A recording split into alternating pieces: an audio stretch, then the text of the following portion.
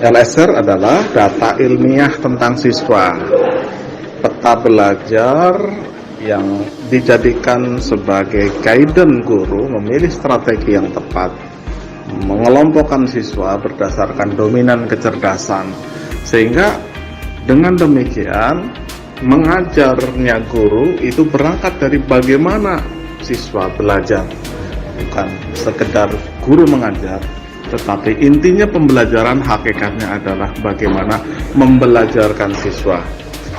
Ketika terjadi sinkron, kesesuaian antara teaching style, gaya mengajarnya guru, dan learning style, gaya belajarnya siswa, disitulah titik temu bahwa mengajarnya guru disenangi dan terasa mudah bagi semua siswa. Inilah inti dari learning style research dengan multiple intelligences. Nah, bagi para orang tua, learning style research bermanfaat untuk menentukan pola pendampingan belajar di rumah. Bagaimana memilih alat permainan, aktivitas yang mendukung potensi setiap putra-putrinya, sehingga dengan demikian pola asuh, pola ajar akan menghasilkan sesuatu yang optimal, yaitu melejitkan kecerdasan setiap anak. Sudah banyak dipahami oleh para pendidik, oleh para guru, dan juga mungkin para orang tua ya, bahwa suasana bahagia, suasana senang ini menjadikan belajar itu menyenangkan dan belajar itu menjadi berhasil. Oleh karena itu, pengalaman saya ketika merancang pembelajaran adalah saya memikirkan, membayangkan suasana apa yang bisa diciptakan, suasana bahagia apa yang bisa diciptakan, sehingga dengan demikian anak-anak itu akan terlibat dalam pembelajaran, akan senang terlibat. Nah, itulah yang kemudian menjadi alasan kenapa LSR, Learning Style Research, itu menjadi penting. Karena sebenarnya Learning Style Research atau penelitian yang mengenai gaya belajar itu kan sebenarnya meneliti apa yang disenangi oleh anak. Nah, ketika hasil-hasil itu kemudian bisa diambil datanya dalam bentuk LSR, itulah yang kemudian menjadi modal untuk para guru. Dan pengalaman saya adalah dengan informasi-informasi mengenai gaya belajar siswa itu menjadi informasi yang penting bagi saya untuk merancang apa sih yang harus saya lakukan di dalam aktivitas pembelajaran dengan siswa, sehingga ini akan dinikmati, akan disenangi oleh siswa, dan saya meyakini itu akan berhasil. Para guru di sini mengajar, merencanakan pembelajaran maupun menentukan strategi-strategi pembelajaran, ada dasarnya adalah LSR.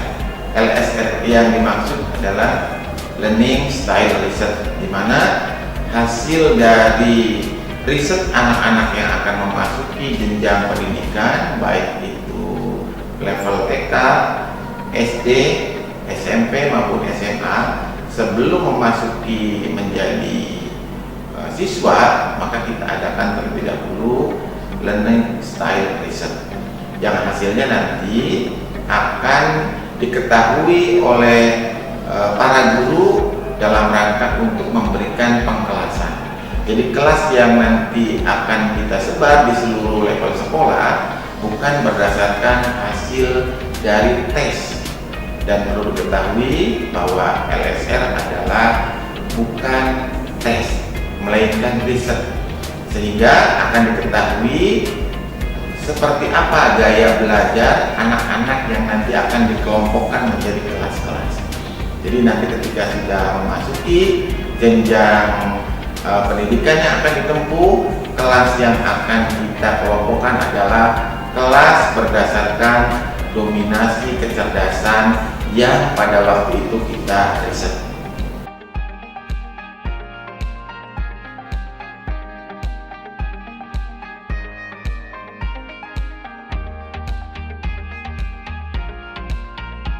sebagai sekolah yang memiliki keunggulan, ya, Buah Hati mengeluarkan LSR ini karena Buah Hati memandang siswa sebagai pribadi individu yang unik, memiliki ciri khas tertentu dan berbeda antara satu dengan yang lain. Dengan LSR maka akan dapat dilihat kecenderungan modalitas dan gaya belajar yang dominan pada setiap siswa. Artinya setiap siswa akan dilakukan riset untuk diketahui kemampuan atau bakat yang paling dominan, sehingga bisa diharapkan untuk bisa meraih prestasi maksimal pada bidang yang paling dikuasai oleh siswa. Pengalaman saya berkaitan dengan LSR dari Sekolah Buah Hati, ya, saya betul-betul guru baru yang harus beradaptasi cukup banyak, ya, dalam mengajar, ya.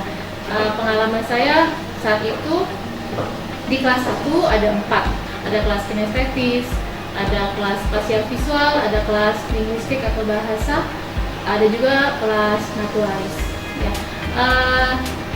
Yang cukup berkesan, ya, sangat sih berkesan buat saya di kelas kinestetis ini, ya.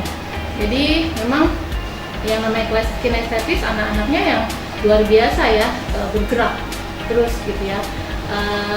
Ketika kita menerangkan gitu, mungkin ada yang muter-muter di dalam kelas gitu, ya, ada yang sampai naik-naik gitu, ya, meleng sedikit, ya, itu ya, bergerak, mereka semua bergerak. Lalu terpikirlah gitu gimana caranya supaya mereka tetap fun dan mereka bisa meluapkan, ya, keinginan mereka untuk bergerak, ya, saat jam 1 siang gitu, ya, kan biasanya anak setelah sholat zuhur lalu kemudian belajar lagi gitu, ya, sholat zuhur makan setelah belajar lagi. Saya pikirkan apa ya pembelajaran yang buat mereka tetap senang gitu, ya. Lalu terpikirkan ada saat itu saya mengajar IPA, ya, ilmu pengetahuan alam.